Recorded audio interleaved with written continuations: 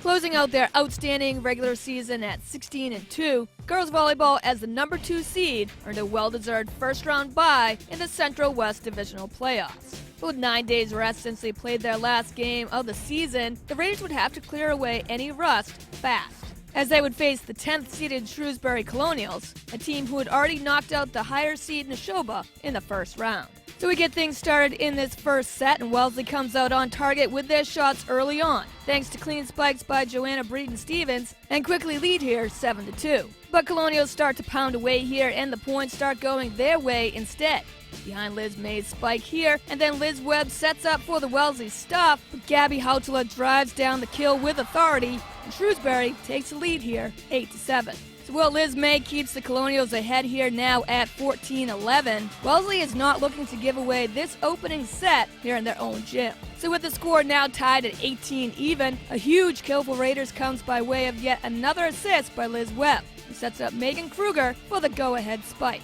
And Wellesley retakes the lead with that point late in this first match, with the score now 19-18 Raiders. What a back-and-forth battle we've got going on here, though, as we're locked in for the moment at 20 apiece now. And Colonials are not going down easily. With another Taylor Dunphy kill and Emily Matazel serving up the ace here, Shrewsbury retakes the lead 22-20, and Wellesley is forced to take a timeout. That timeout would especially prove to be key here for Wellesley, as the rest of the way here in the opening set, Raiders outscore the Colonials 6-2, and sparked by this Megan Kruger spike and Olivia Kissaday's ace, those solid plays would give Wellesley that necessary 2-point edge to take this set.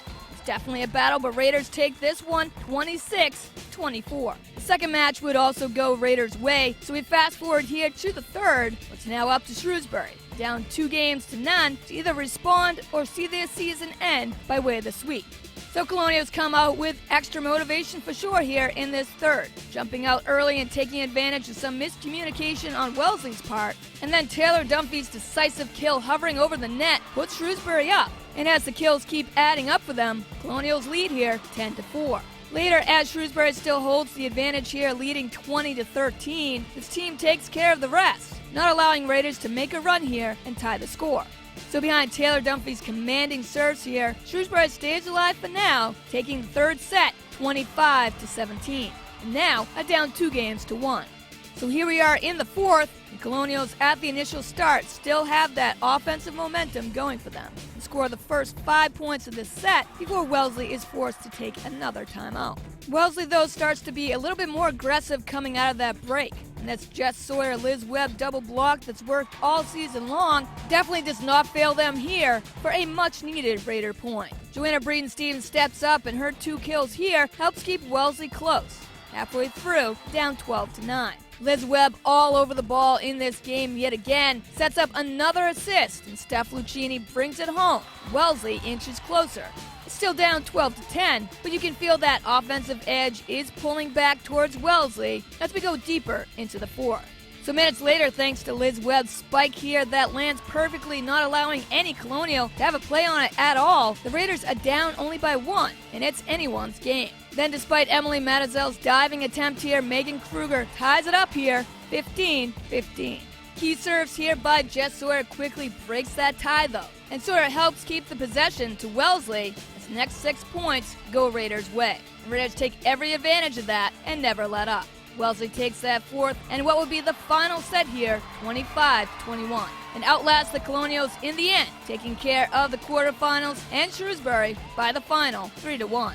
Raiders move on to the semis to face their rivals Natick, and Shrewsbury sees their solid season end at 14-7. Coming off an impressive second-round victory over New Bedford, Raiders boys soccer gets a huge advantage on Monday. Thanks to their next opponent, Xaverian, the 17th-seeded Hawks had knocked off top-seed Silver Lake earlier. So now Wellesley gets that unexpected home game instead for this Division I South quarterfinals. Xaverian again looks to be the spoiler here, but the Raiders, as the 8th seed, have other ideas, as these young group of players have really found themselves as a team late in the season, and it's been fun to watch. Not even 15 seconds pass in this opening half, and you can't make this stuff up, as Xaverian starting goalie Pat Flaherty, making a save here, gets a teammate's cleat to his face. Has to be taken out for a key part of this first half to get stitched up.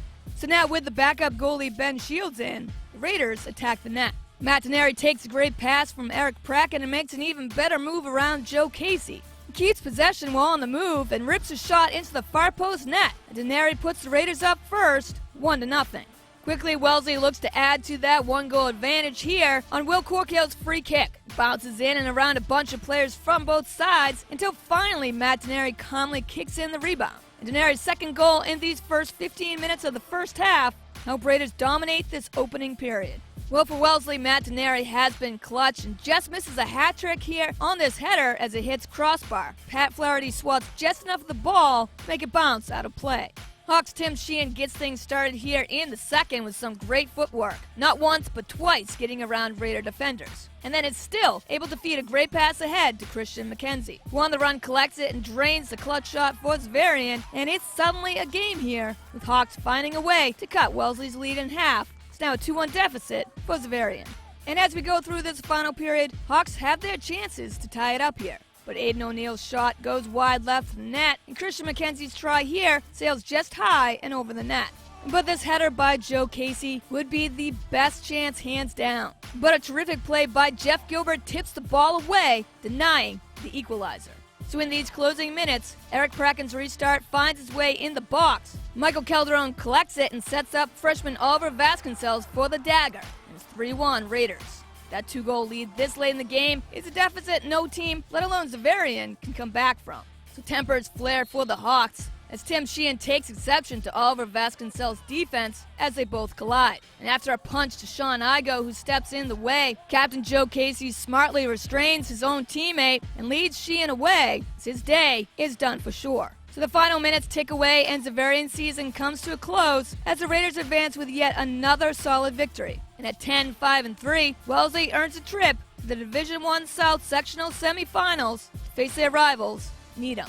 Well, that brings us to the end of this episode, but Raiders girls volleyball and boys soccer are just getting started in these exciting MIAA playoffs. So stay with Wellesley Media as we bring you more postseason coverage. Catch up on all Raiders sports, highlights, and games on demand at wellesleymedia.org, our YouTube channel at Wellesley Public Media, right here on Comcast 9 and Verizon 39.